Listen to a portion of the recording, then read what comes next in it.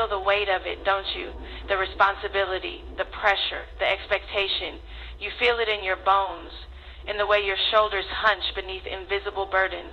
And no matter how strong you try to be, no matter how much you push forward, there comes a moment when you stop, hands trembling, heart racing, and you whisper, how am I supposed to do this?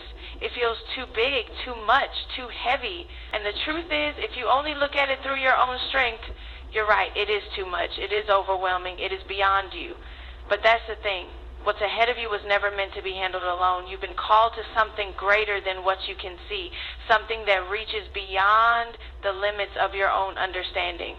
You look at the obstacles, the confusion, the lack of clarity, and you want answers. You want certainty. You want a plan that makes sense. But sometimes what you need most isn't a clear path, it's trust. You weren't designed to have every answer before you take the first step. You weren't created to only move when the road is easy and well lit.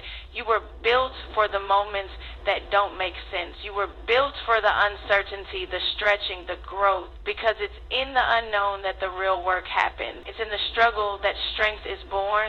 Somewhere deep inside you, there's a version of you that already knows what to do, a version that isn't afraid, that isn't weighed down by self-doubt. That version of you isn't waiting for permission to move forward, it's waiting for you to believe.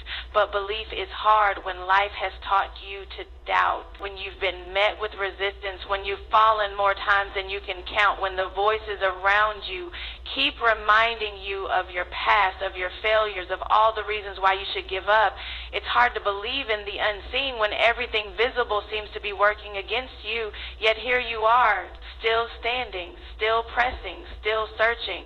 That means something. That means there's something inside you that refuses to quit, even when quitting seems like the logical choice. That means you still have a spark, even if it feels like a flicker right now. You ask, how am I supposed to do this? And the answer isn't wrapped up in a formula or a 5-step plan.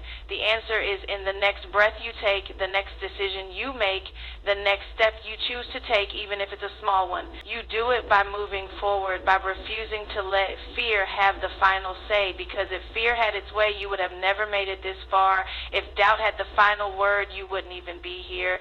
Searching for more, wanting more, believing that more is even possible. It doesn't have to be perfect. It doesn't have to be flawless. It doesn't even have to make sense to everyone else.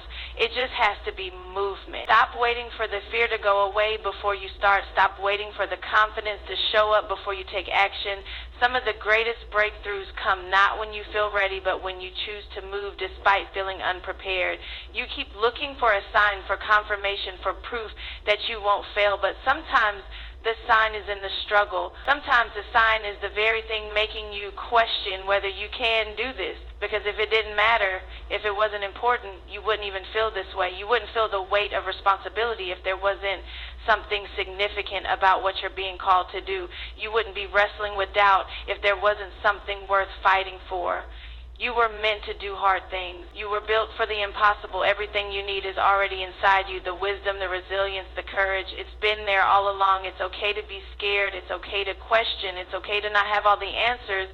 But what's not okay is letting fear decide your future. You keep asking, how am I supposed to do this? But maybe the real question is, who are you becoming in the process?